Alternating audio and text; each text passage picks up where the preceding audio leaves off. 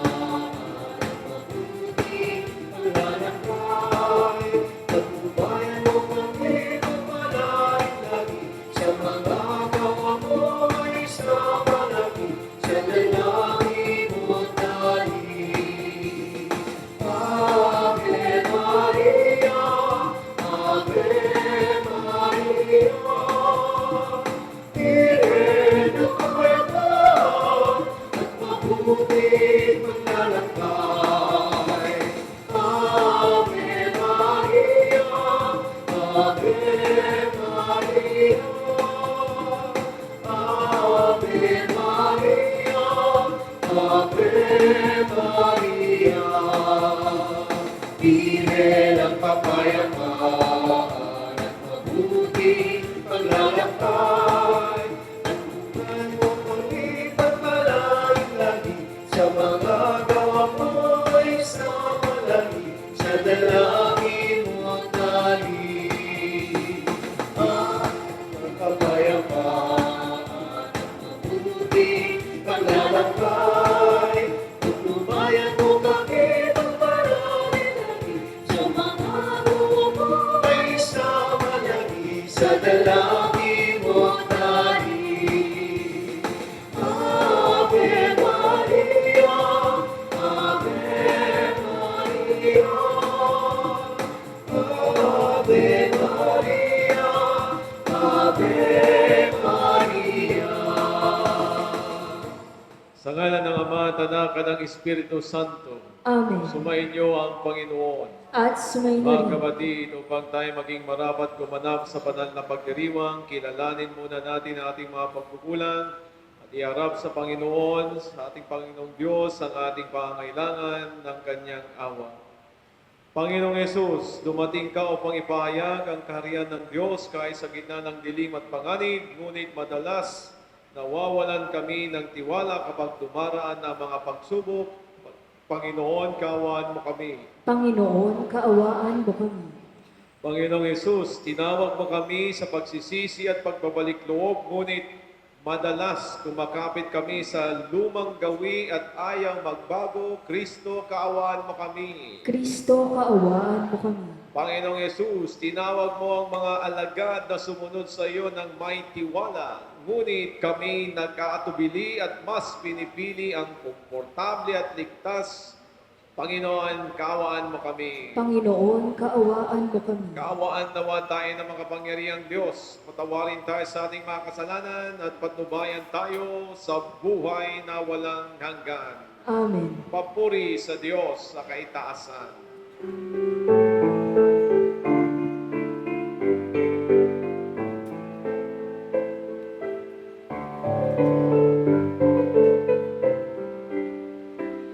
Ako'y salo sa kaligtasan at sa luma'y kapayapaan sa mga taong pinalulugaya.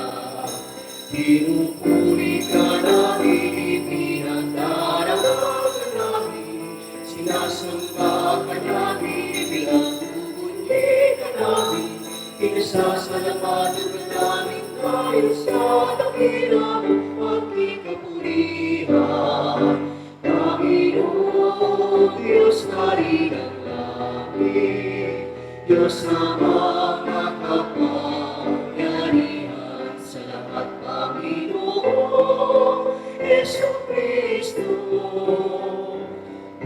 Bugtong nanak, Panginoong Diyos, Kordero ng Diyos, Anak ng Ama.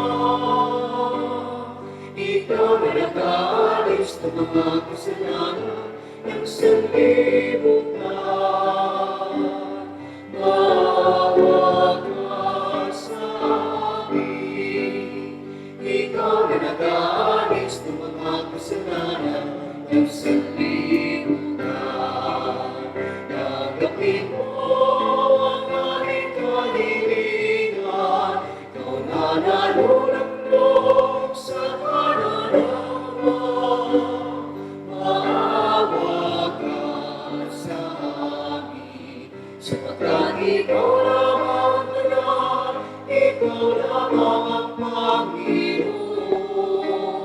Ikaw lamang, O Jesucristo, ang pagkakastasan, kasama ng Espiritu Santo, sa kadakilaan ng Diyos Ama. Amen, amen, amen.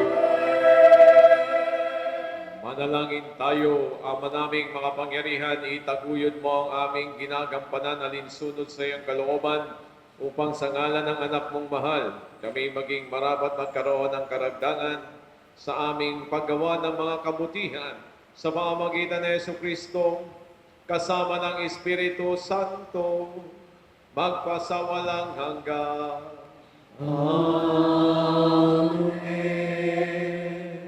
Sinasabi ni Propeta Isaías na sa pagdating ng Panginoon, ang mga pook na dumanas ng pang-aapi at paghihirap ay magagalang sa kaligtasang ipagkakaloob sa kanila ng Diyos. Pagbasa mula sa aklat ni Propeta Isaías. Sa mga nakaraang araw, inilagay niya sa kahihiyan ang lupain ng Zabulon at ang lupain ng Neftali. Ngunit sa panahong darating, dadakilain niya ang lupain ito mula sa dagat Mediteraneo hanggang sa ibayo ng Jordan, ang Galilea ng mga Hintil. Nakatanaw ng isang malaking liwanag ang bayang malaunang nasa kadiliman. Namanaag na ang liwanag sa mga taong namumuhay sa lupaing balot ng dilim. Iyong pinasigla ang kanilang pagdiriwang, dinagdagan mo ang kanilang tuwa, tulad ng mga tao sa panahon ng anihan. Tulad ng mga taong naghahati ng nasamsam na kayamanan. Nilupig mo ang bansang umalipin sa iyong bayan, tulad ng pagkalupig ng hukbo sa Madea. Binali mo ang pagkahambalos ng mga tagapagpahirap sa kanila. Ang salita ng Diyos. Salamat sa Diyos.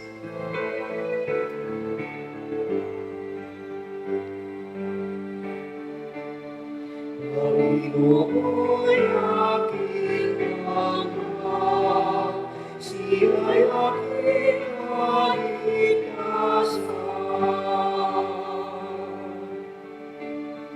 Panginoon aking Ama, siya'y aking kaligtasan.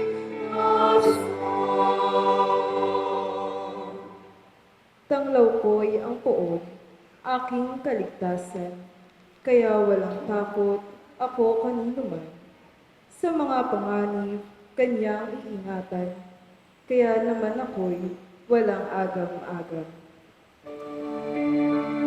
Panginoon aking Ama, siya'y aking kaligtasan. Isang bagay lamang ang aking bithiin, isang bagay itong poon hiniling. Ang ako'y lumagi sa banal na templo, upang kagandahan niya'y mamasdan ko, at yaong patnubay niya ay matamo. Panginoon aking Ama, siya'y aking kaligtasan.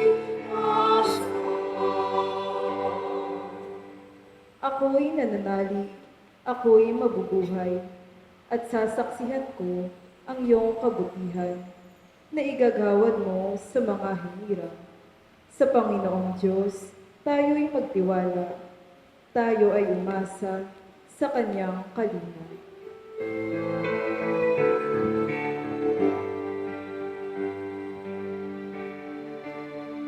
Panginoon aking Ama, siya'y aking kaligtasan.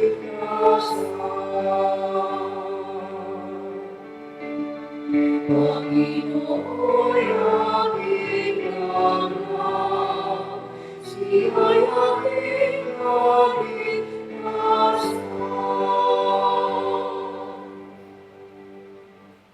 Ayon kay San Pablo, matatamo natin ang pagkakaisa kung tatanggapin natin ang krus ni Jesus bilang bukal ng ating kaligtasan.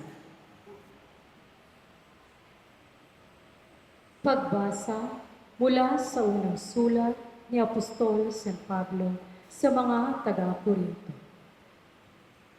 Mga kapatid, ako'y nananawagan sa inyo sa ngalan ng ating Panginoong Hesukristo.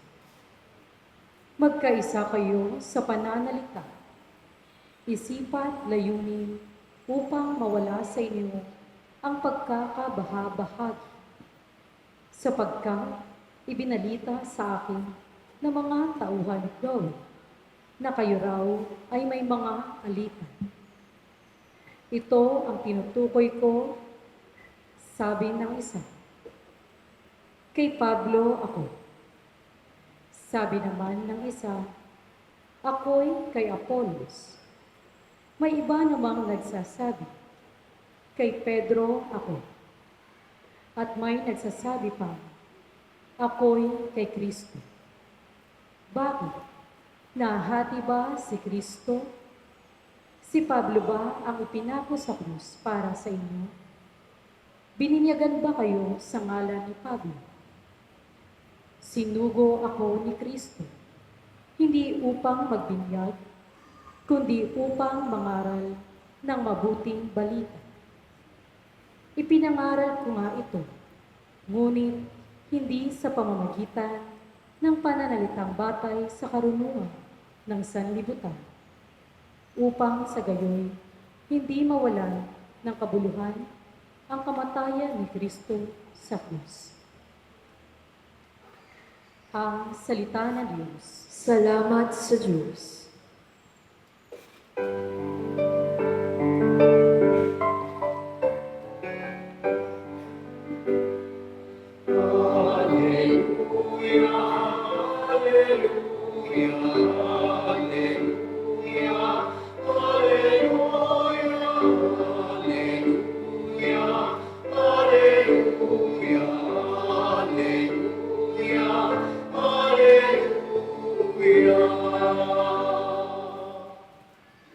Ipinangaral ni Jesus ang paghahari ng Diyos. Sakit ay kanyang ginamot.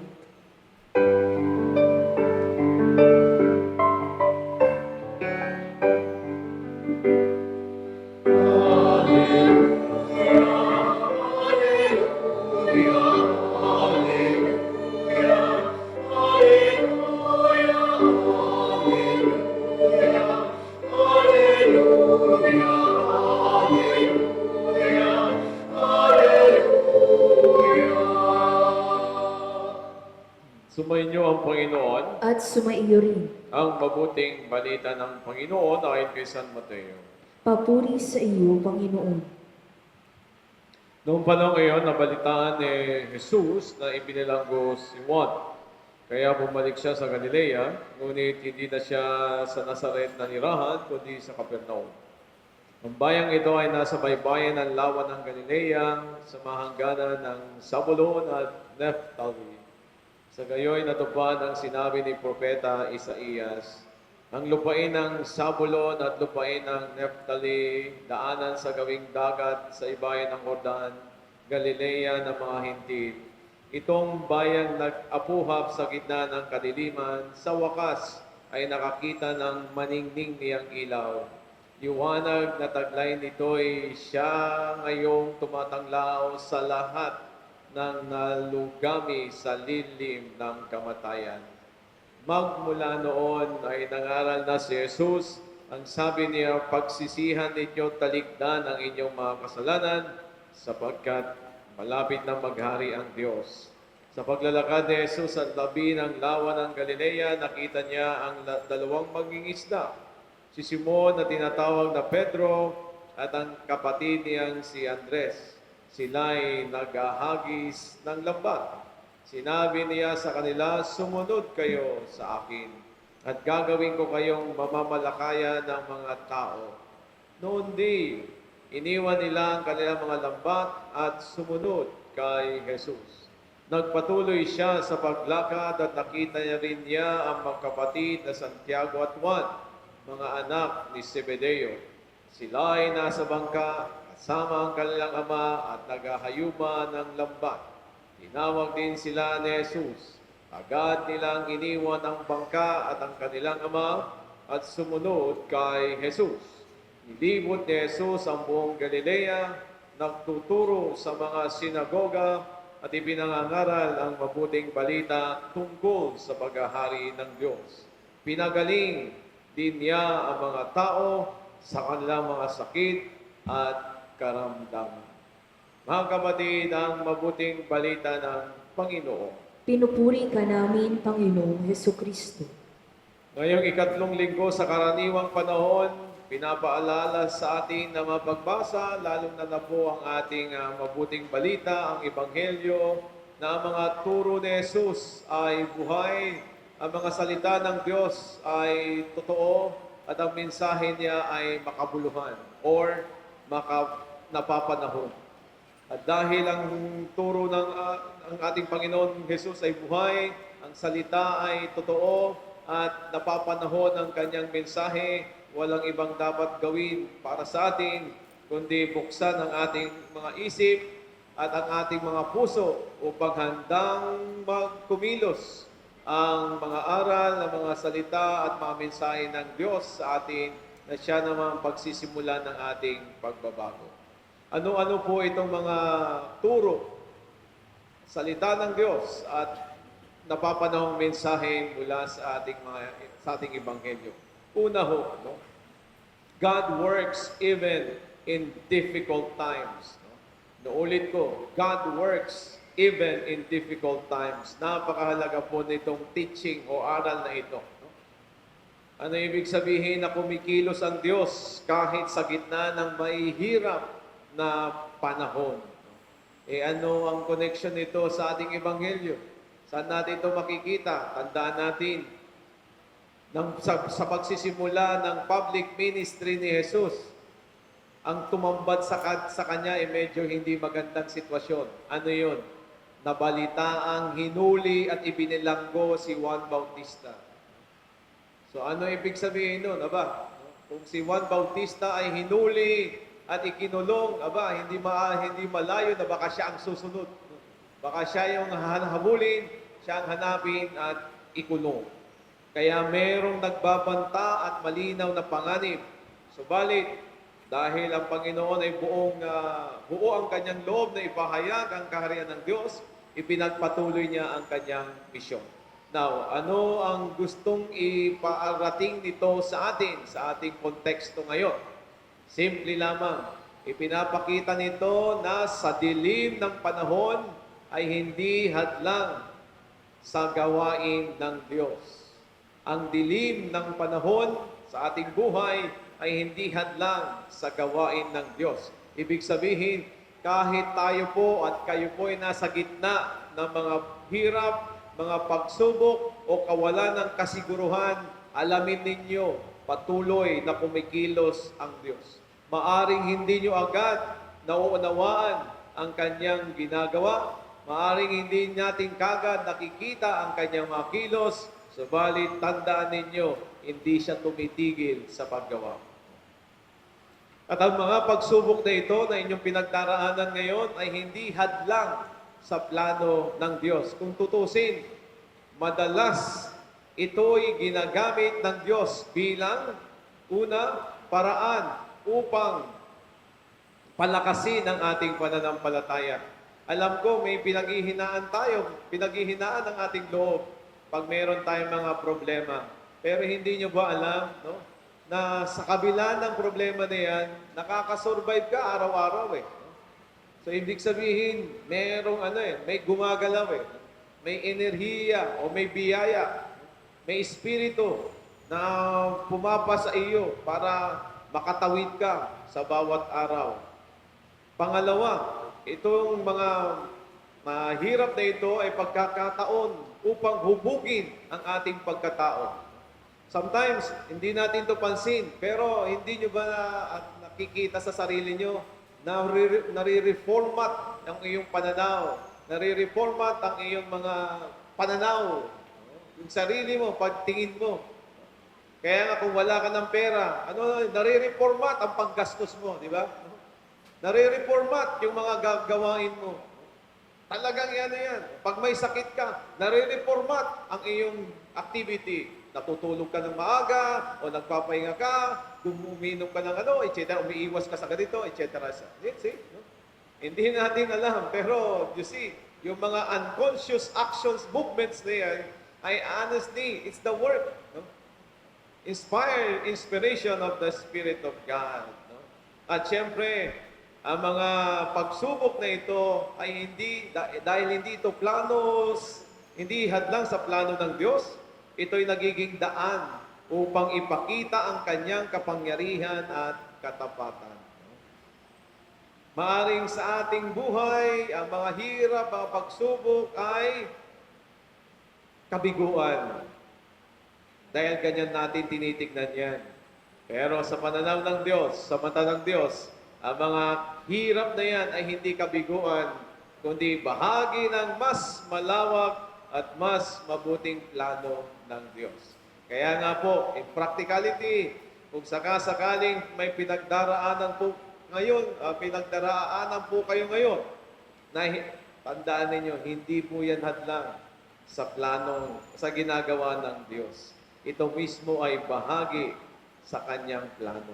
Kagaya ngayon, ating santo na sa harap ngayon, si Saint Ezekiel Moreno, hindi nyo alam. Dumating kayo dito, hindi nyo alam kung sino yung parang nasa harap, no? Yan po si Saint Ezekiel Moreno. Ang patron ng mga may cancer. Hindi natin alam. Imagine, no? Siya na ang pumunta dito sa atin. Hindi nyo na kailangan siyang puntahan. Lumapit siya. At yun yung sagot ng Diyos. Tugon ng Diyos sa ating mga pinagdaraanan. Lalong-lalo na ngayon. Marami sa atin ang may sakit. Kaya nga ito, patuloy siyang kumikilos. Kaya nga, sabi ko nga hanggang bukas lamang siya dito. By the way, si Saint Ezekiel Moreno po ay isang Recoletong pare. In fact, siya po ay hindi dapat malayo sa mga Pilipino, sapagkat siya po ay nag-mission dito sa Pilipinas.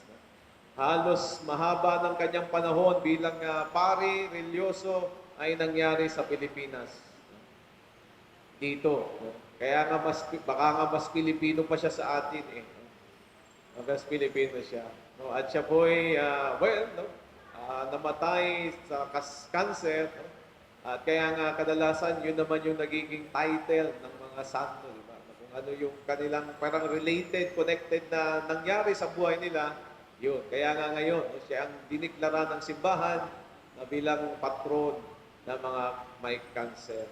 Kaya nga, sabi ko nga so isang pagkakataong ito, mamaya, hindi kailangan magmadali o makipagsiksikan para humipo man o magdasal sa tulong sa Panginoon, sa tulong ni San Ezekiel.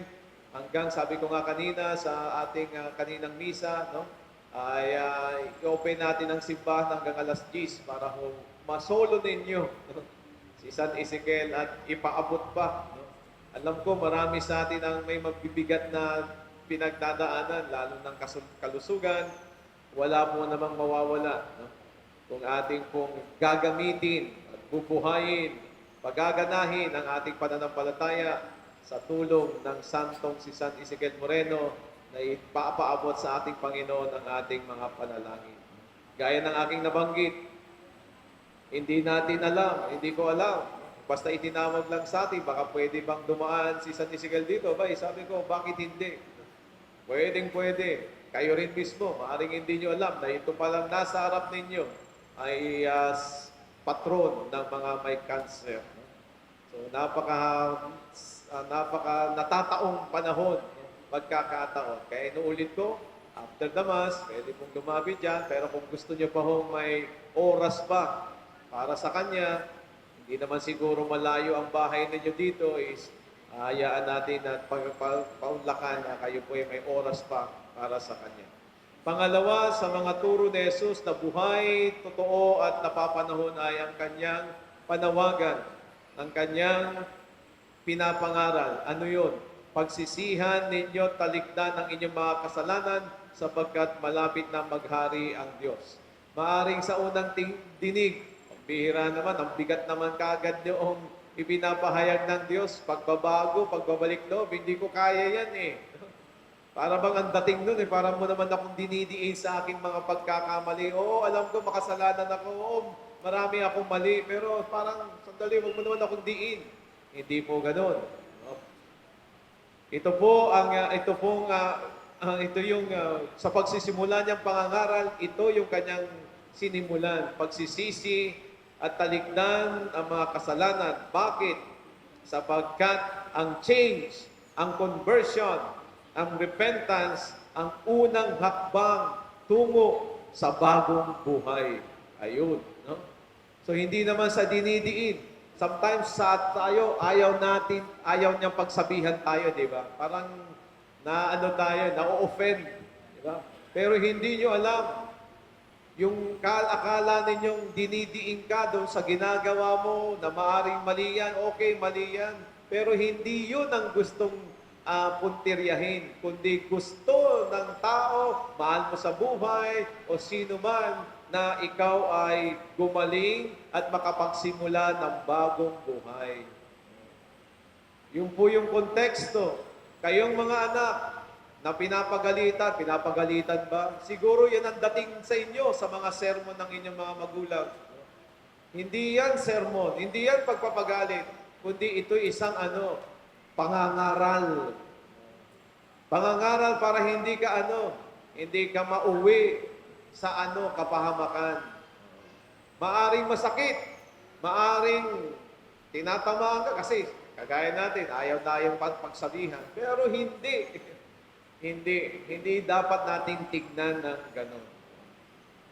So, yun po, no? Para lamang yan ito, para magkaintindihan pa tayo siguro is gamitin ko po ang isang analogy na ito o example. Kalusugan. Kung mataas na ang diabetes mo, ang sugar mo, ang high blood, ang mataas ang cholesterol, hindi sapat ang gamot. Kundi kailangan mong magbago ng lifestyle kung nais mong humaba o gumanda ang buhay mo. Now, ano ang connection niya sa ating pananampalataya? Ganon din. Ganon din po ang pagbabalik loob, ang pagsisisi ay ito po'y hindi lamang pakiramdam. Ito po'y isang willingness ng isang tao. Kaya nga, ito hindi lamang para bang simple instruction, kundi it's a way of life na tinatawag. No? Kaya nga yan po yung kanyang, sa pagsisimula ng kanyang public ministry, ito po ang pinapangaral ng Panginoon, pagsisihan ninyo, talikdan ang inyong mga kasalanan. Maaring sabi ko nga, ang bigat no? Ang bigat naman niya, parang na-emphasize yung pagkakamali. Hindi naman. Kasi natabunan ng kasalanan ang buhay. Natabunan ng sakit ang kalusugan. Natabunan ng kamatayan ang buhay. Ganon eh. Yun yung nangyayari. Gusto nyo ba na may sakit? Gusto ba natin ng kamatayan? Hindi. Gusto natin ay buhay. Kaya yun po. And I hope sana ma-appreciate ninyo yan. Itong mga salita at pinasabi sa atin, pangangaral sa atin ng ating mga kasama. At panghuli, isa pang tunay, buhay at totoong at napapanahong mensahe ng Panginoon ay ito, napakasimple lamang. Sa pangalawang bahagi ng Ebanghelyo ay tinawag ni Jesus ang mga alagad. At ano ang meron dito at ano yung makatawag pansin na napakahalagang ating maintindihan muli. Nung tinawag ni Jesus sa mga alagad, ano ang nangyari? Iniwan nila ang kanilang ginagawa at sumunod kay Kristo. Ano yung ibig sabihin nito? Sabi nga dito, following Christ requires trust. Ang pagsunod kay Jesus ay nangangailangan ng tiwala. Now, ano yung tiwala na dito? Yung bibitawan mo, you let go. Yung hinahawakan mo, yung mga attachments mo. At bakit mo kailangang iwan yan? Bakit kailangan mong bitawan yan? Para mas maging malaya ka. Para mas maranasan mo ang higit pang pagpapala ng Diyos o biyaya ng Diyos. Para sa atin, alam ninyo, yung biyayang tinatanggap natin sa Diyos, tuldok lang. Marami pa siyang gustong ibigay, kaso may mga pinaghahawakan na kasi tayo eh. Okay na ako dito, sapat na to, okay na. Hindi. Hindi po. No? Hindi po dapat naging ganon. Kaya nga dito, yung kung meron kang bibitawan, no? Hindi po to kawalan. Kundi, ayun nga po, no? Ito'y pag-aalok ng Diyos ng mas ganap na buhay. No? Kaya nga ngayon, no? So in the practical, mamaya sa mga pipila din kay San Ezequiel Moreno, gamitin natin si San Ezequiel Moreno para dito sa bagay na ito. No? Pwede naman po kayong humawak, pwede humipo doon sa kanyang relic doon. By the way, yung relic niya pong yan is yung kanyang buto. Yung buto niya yan. Kaya nga isang malaking, wow, di ba? Imagine, hindi siya yung ordinary, buto niya po yan. At sabi nga nila, yan ang isang malaking, no? Kadalasan, tingi-tingi lang daw, malaki-laking bahagi. So anyway, no? Pagpila ninyo mamaya dyan, at paghawak ninyo, pagdikit na inyong daliri sa relic na ito, isa lamang po isa sa mga i-request ko sa inyo is, hilingin ninyo sa tulong sa Panginoon, sa tulong ni Ezequiel Moreno, ano yung mga hawak-hawak mo ngayon na hindi mo kayang bitawan at ngayon nagiging hadlang para ikaw ay maging malaya at para mas matanggap mo ang inaalok na buhay ng Panginoon. Marami yan. Marami tayong mga attachments. Sana, isa sa mga hilingin mo, tulungan ka ni Saint Ezequiel Moreno, ipanalangin sa Panginoon ng bitawan ng mga attachments na yan sapagkat yan ang pumipigil para ikaw ay maging tunay na ng malaya at daluyan na ng buong buo ng biyaya ng Diyos. No? Para lamang po yung ugat sa puso, no? Baka barado na ng kolesterol. Kaya kailangan na mo ng angiogram. Hindi ako doktor dito, tama ba yung sinasabi ko? No? Parang meron niyang sinusuksok dyan para maging clear uli ang iyong ugat. Ngayon naman, ganun din. No? Gamitin nating angiogram, yung relic ni Saint Ezequiel Moreno. Na ibig sabihin, na habang nakadikit yan, sana dumaloy sa iyong kamay at paluwagin niya at tulungan ka mamaya, bukas o sa mga darating na araw na bitawan yung anumang attachment sa iyo na siya namang nagiging hadlang para ikaw ay mas higit pang maging mabuting Kristiyano. So yan po ang aking kahilingan sa inyo, samantalang tayo ay nagbibigay ng parangal sa ating santo. Bilang pagtatapos po, pasensya na't humaba po ito, no? Pero sana nga't nabigyan natin ng justice ang ating pagbabahagi. Naway sa tulong ng ating saint ngayon, Saint Ezequiel Moreno, tumugon tayo sa tawag ni Jesus na may buong bukas na palad na puso, maging tapat sa pagsunod sa Kanya at higit sa lahat, gaya ng Saint Ezequiel Moreno, maging kasangkapan tayo ng Kanyang pag-ibig, ng Kanyang kagalingan, at ng kapayapaan ng mundo, ng Panginoon sa mundo, sa ating pamilya, sa ating komunidad, sa ating simbahan, at saan man tayo mapunta. Ito po ang ating panalangin at intensyon sa linggong ito. Magsitayo po ang lahat at ipahayag ang pananampalataya.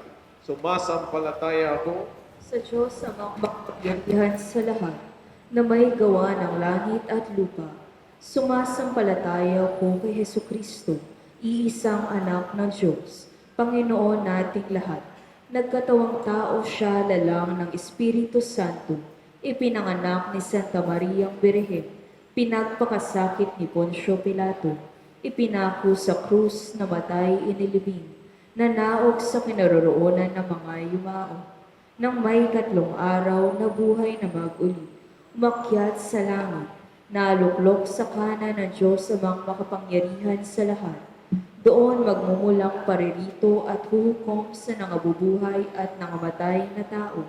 Sumasampalataya naman ako sa Diyos Espiritu Santo, sa banal na simbahang katolika, sa kasamahan ng mga banal, sa kapatawaran ng mga kasalanan, sa pagkabuhay na muli ng nangamatay na tao at sa buhay na walang hanggan. Amen. Patuloy ang Diyos Ama sa pag-anyaya sa atin tungo sa pagbabalik loob sa pamamagitan ng pagsunod sa kanyang anak na si Jesus bilang mga tagasunod niya.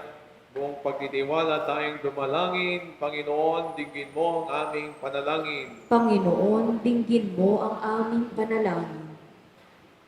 Para sa Santo Papa, mga pari, obispo, relihiyoso at misyonero, patuloy nawa silang maging tapat at masigla sa kanilang misyon na magsilbing liwanag ng Ebanghelyo sa lahat ng dako ng mundo. Manalangin tayo. Panginoon, dinggin mo ang aming panalangin. Para sa mga pinuno ng ating bayan, pagkalooban nawa sila ng karunungan at kababaang loob upang matugunan ang laganap ng kahirapan at malabanan ng ating katiwalian. Manalangin tayo. Panginoon, dinggin mo ang aming panalangin. Para sa mga nagnanais tumugon sa tawag ni Jesus, tahakin nawa nila ang buhay paglilingkod sa pamamagitan ng pagiging pana, madre o relihiyoso. Manalangin tayo. Panginoon, dinggin mo ang aming panalangin. Para sa mga may sakit, patuloy nawa silang manalig sa nakagagaling na salita ng Diyos. Manalangin tayo. Panginoon, dinggin mo ang aming panalangin. Para sa mga yumaong, makapahinga nawa sila sa walang hanggang kapayapaan sa piling ng Diyos. Manalangin tayo. Panginoon, dinggin mo ang aming panalangin.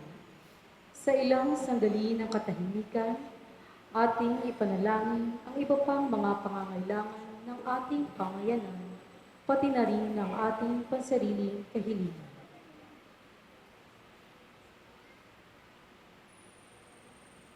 Manalangin tayo. Panginoon, dinggin mo ang aming panalangin. Ama naming mapagmahal, turuan mo kaming maging tapat mong lingkod upang makapamuhay kaming laging sumusunod sa iyong kalooban at sa halimbawa ni Jesus, anak mo at ang aming Panginoon.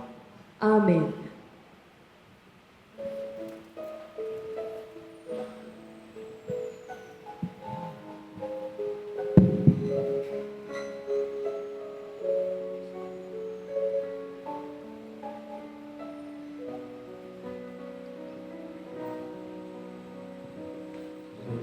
Lord, we gather today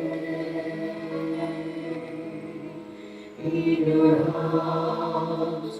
We kneel down and pray. We ask for your mercy as we open our hearts to receive your forgiveness, O Lord. Lord, we lift up to you all these things we offer for your glory. We will eat this living bread, we will drink this saving cup, and feel your presence, O Lord. As we offer this bread, and as we bring you this wine, bless them, Lord Jesus, give us now, give us life. Send us your Spirit, the source of our lives, and together we will serve you with love.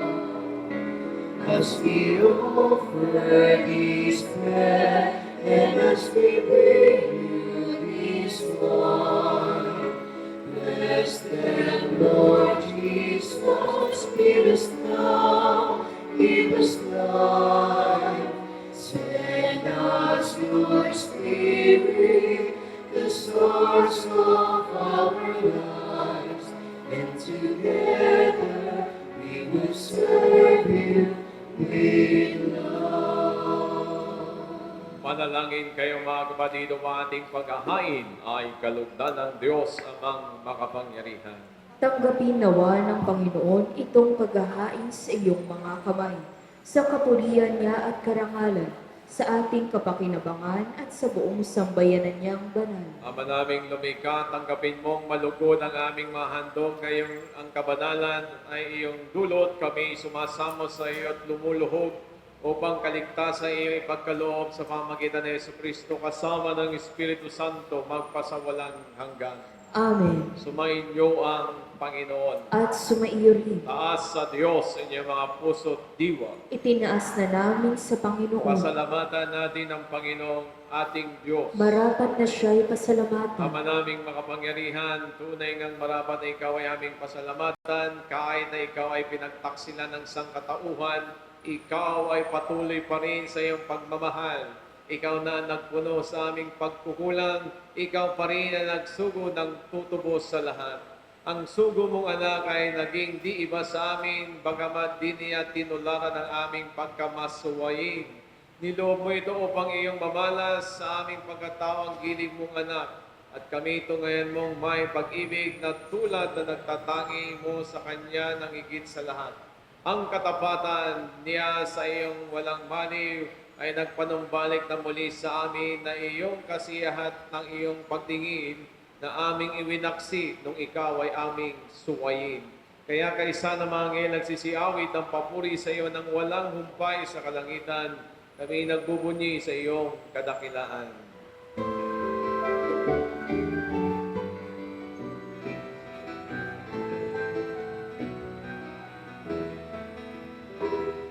Santo, Santo, Santo, Panginoong Diyos ng mga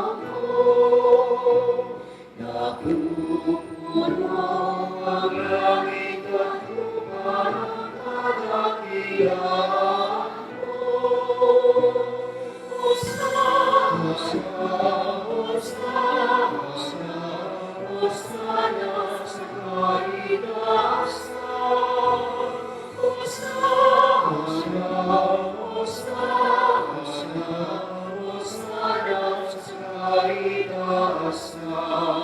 Pinagpalang na paririto sa ngalan ng Panginoon.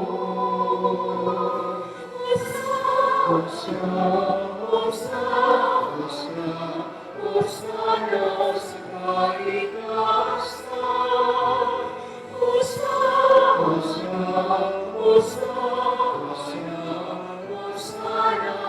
kaitaasan. Ama naming banal, ikaw ang bukalantan ng kabanalan, kaya sa pamagitan ng iyong Espiritu, gawin mong mabanal ang mga kaloob na ito, upang para sa aming maging katawan at dugo ng aming Panginoong Kristo. Bago niya pinagtiisang pusang loob na maging handog, hinawakan niya ang tinapay, pinasalamatan ka niya, pinaghati-hati niyo, niabot sa kanyang malagad at sinabi, tanggapin ninyong lahat ito at kanin. Ito ang aking katawan na ihahandog para sa inyo.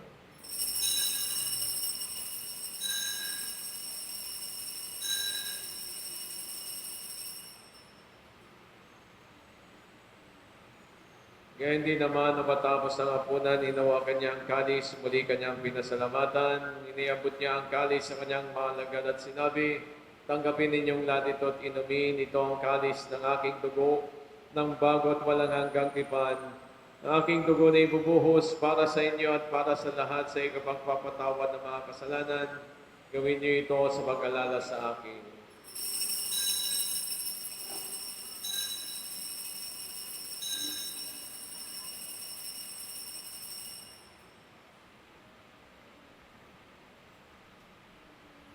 Ipagbunyi natin ang misteryo ng pananampalataya.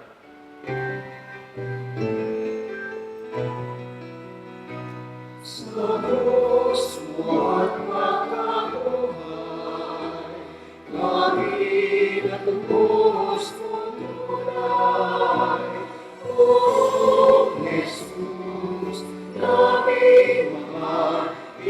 Diyos mo kami tanan.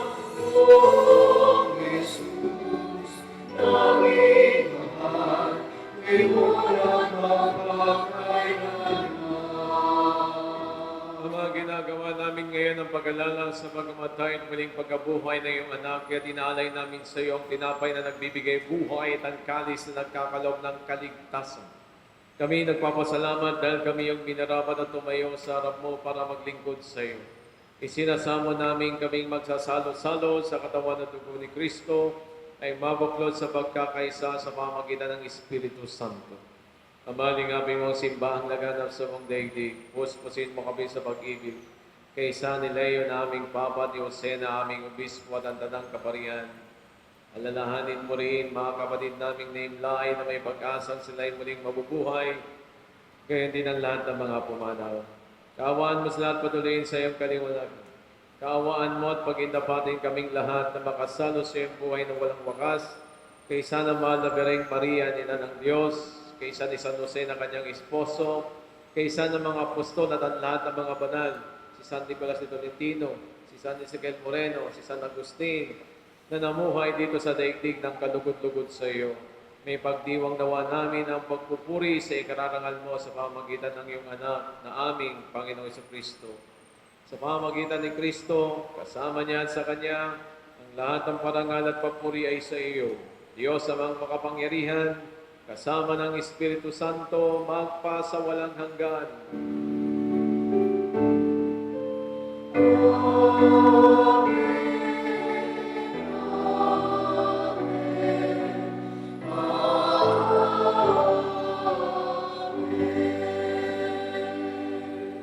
Sa tagubilin naman nakakagaling na utos at turo ni Jesus na Panginoon natin at Diyos, ipahayag natin ng lakas loob.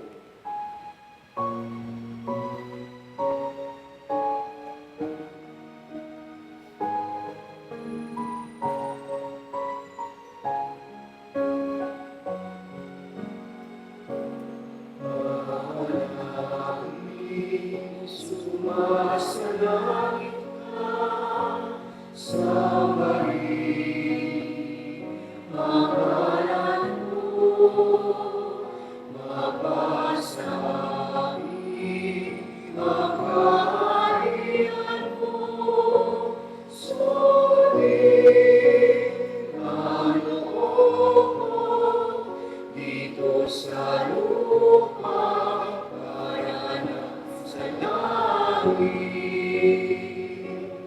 Bigyan mo kami ngayon ng aming kakanin sa araw-araw.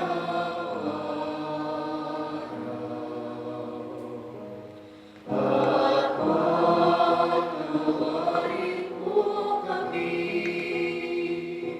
sa aming mga sala,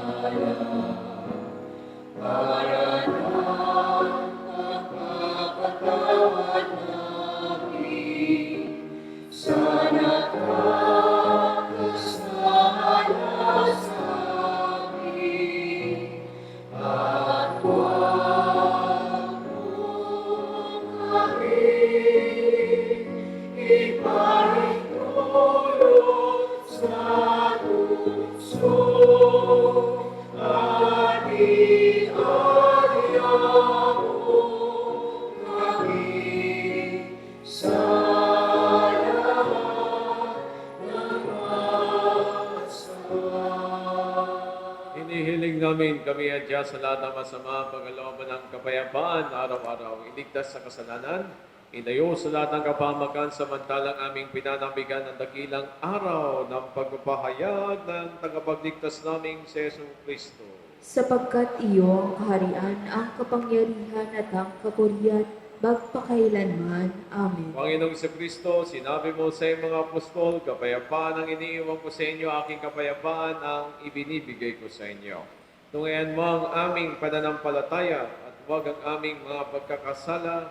Pagkalooban mo kami ng kapayapaan at pagkakaisa ayon sa iyong kalooban, kasama ng Espiritu Santo, magpasawalang hanggan. Amen. Kapayapaan ng Panginoon ay laging sumainyo. At sumaiyo May rin. magbigay ng kapayapaan sa isa't isa. Peace, peace, peace, and peace.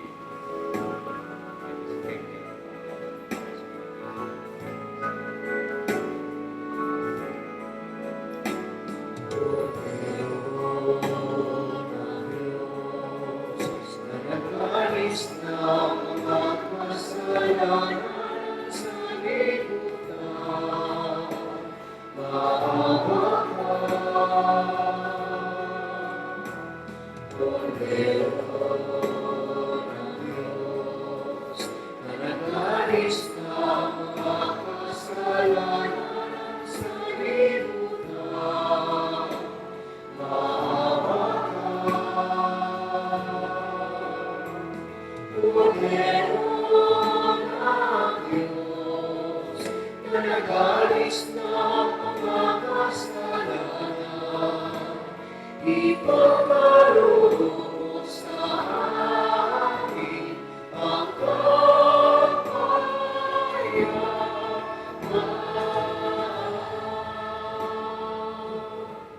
Tungayan natin ang ating Panginoong Kristo, ang Kordero ng Diyos, na nag-aalis ng mga kasalanan ng sanlibutan, mapalad na may nanyayahan sa kanyang piging. Panginoon, hindi ako karapat-dapat na magpatuloy sa iyo.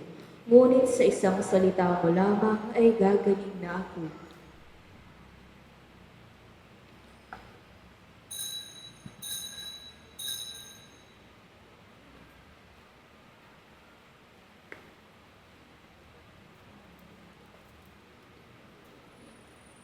Makadudulog na po ang lahat ng nakahandang tumanggap ng banal na komunyon.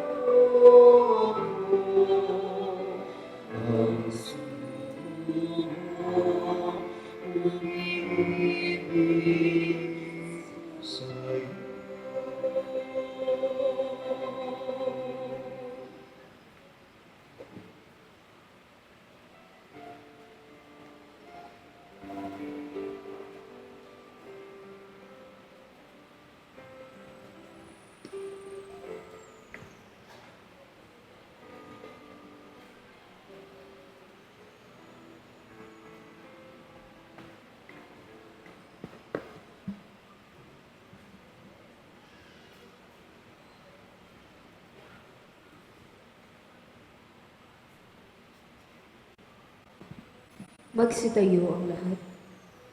Manalangin tayo.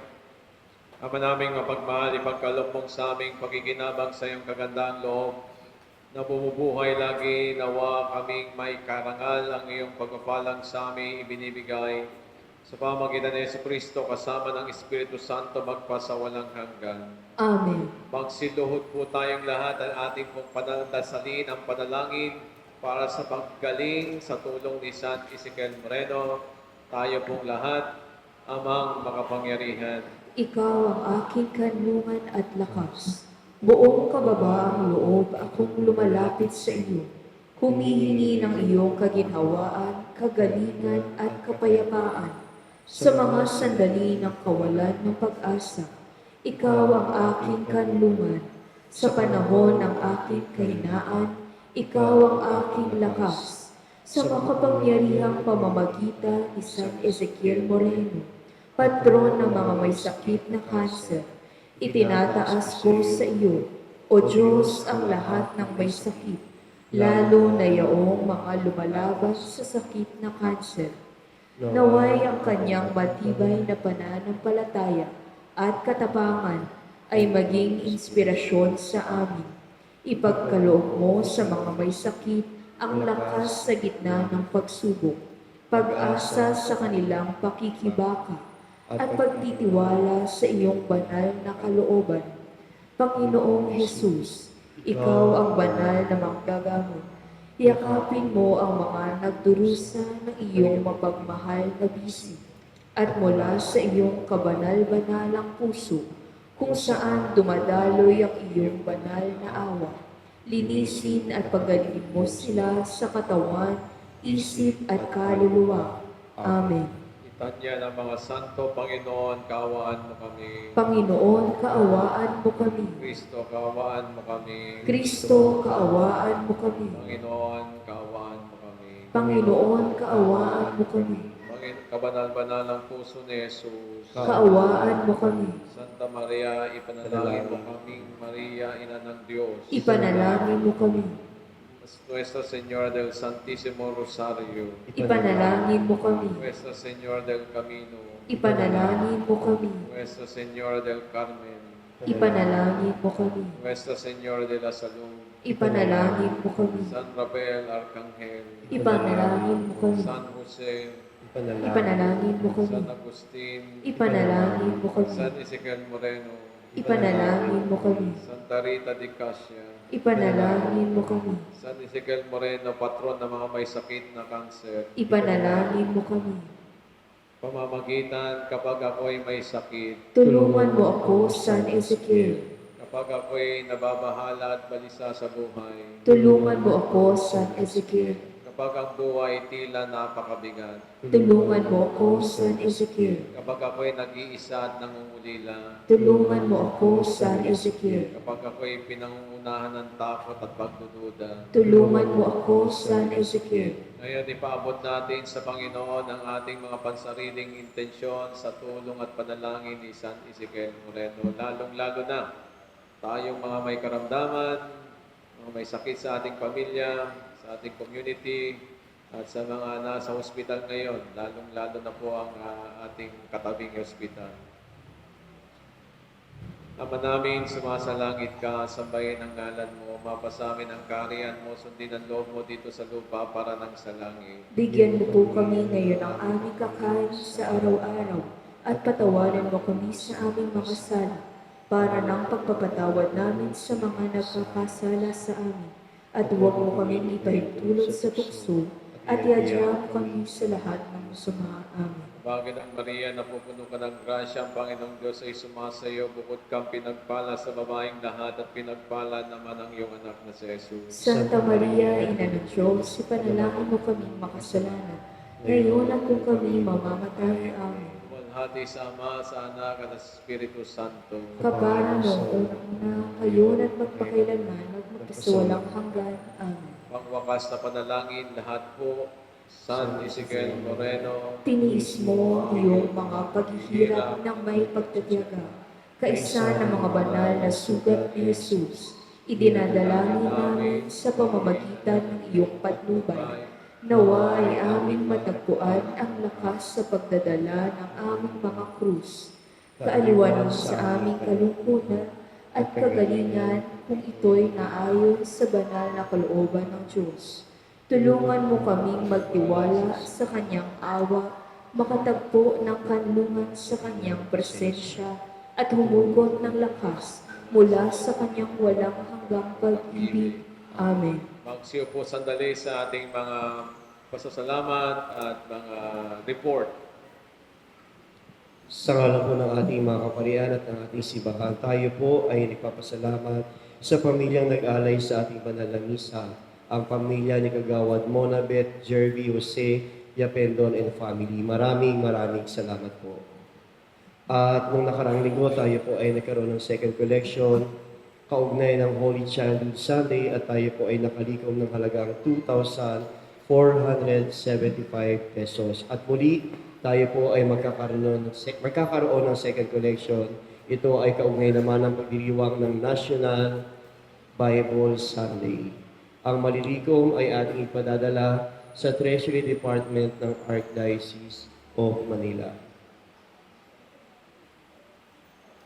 Ang ating collection report noong nakarang linggo, ang ating masses collection ay umabot po ng 13,130 habang ang love offering naman ay 7,380 na may kabuang 20,510 pesos. Ang ating statement shirt na Hearts on Fire, Hands That Serve, led by Mary, Living for Christ ay mabibili pa rin po sa ating opisina o kaya ay sa lamesa sa harapan ng ating simbahan. At ang Handmaids of the Lord ay nananawagan sa mga kababaihan o sa mga babaeng hiwalay o malayo sa asawa at para sa Christian Life Program Seminar na gagawin sa March 14, araw ng Sabado, sa ikapito ng gabi. Hanapin lamang po si Sister Ludi Manitis. Dagdag natin, no? Kanina ho, sa bago nagsimula yung misa, meron po tayong naging presentation mula sa ating mga kabataan. Alamin ninyo po, simula ngayong linggong ito, last Sunday of the month, ay makikita niyo po mali ang mga kabataan. Dahil ang last Sunday of the month ay itinalaga natin para po sa ating mga kabataan. Kaya yung mga may kabataan diyan, mga anak ninyo, pamangkin, kakilala, kaibigan, at gustong mas maging malawak ang inyong pong mundo, no, na kinagagalawan, lalong-lalo na may connection sa simbahan. Ito siguro magandang pagkakataon para kayo'y maging bahagi ng ating mga kabataan sa simbahan. Lumapit lamang sa ating mga kabataan at very accommodating at welcoming naman po sila. No? At yung pangalawa, yung nga nabanggit ko, after the Mass, yung mga nais lumapit at magdasal sa harap ng ating Santong Ezequiel Moreno sa kanyang relic ay maaari po. At kung sakasakali naman na meron pa kayong mas malalim pang inihiling na pabor sa Panginoon sa tulong ni San Ezequiel, pwede po rin yung gawin even after this. No? So hindi nyo kailangan makipagsiksikan, although konti lang naman tayo, pero kung gusto ninyong mas mahaba ang oras ninyo para ho makipag-usap sa Kanya, lalong-lalo na kung ang inyong concern ay mga kalusugan, ito po ay ang pagkakataon. No? Ang simbahan po ay bubuksan natin hanggang alas 10 lamang. Ewan ko kung meron darating, meron pupunta, pero just kung sakasakali man, at least, meron po kayong time pa para sa ating santo na tutulong sa atin para ipagdasal tayo sa Panginoon. Maraming salamat. Magsitayo na po ang lahat. Sumainyo ang Panginoon. At sumaiyo rin. Magsiyo po samantalang iginagawad ang pagbabasbas. Pagpalain nawa kayo at ingatan ng Panginoon ngayon at magpasawalang hanggan. Amen. Naway kahabagan niya kayo at subaybayan ngayon at magpasawalang hanggan. Amen. Lingapin nawa niya kayo at bigyan ng kapayapaan ngayon at magpasawalang hanggan. Amen. Pagpalain kayo ng mga pangyarihang Diyos, Ama, Anak, at ang Espiritu Santo. Amen. Mayo kayo ngayon at mamuhay bilang tunay na tagasunod ng ating Panginoon. Salamat sa Diyos.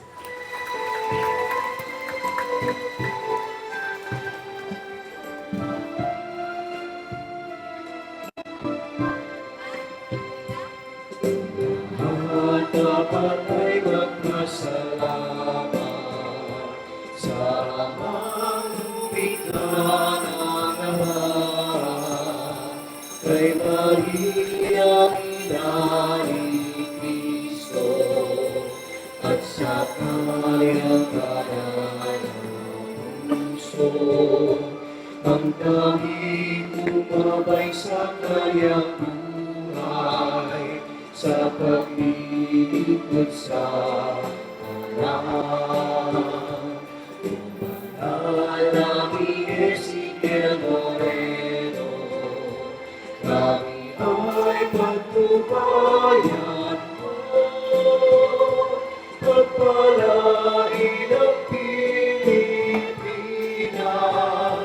na iyong minamahal.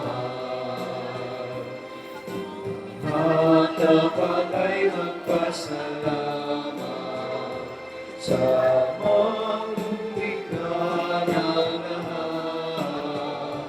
Kay Maria, ina ni Cristo, at sa kanyang banal na puso, ang tanging umabay sa kanyang buhay, sa paglilingkod sa alam. Umanal naming Ezequiel Moreno, kami ay pagtubayan mo, pagpalain ang Pilipinas na iyong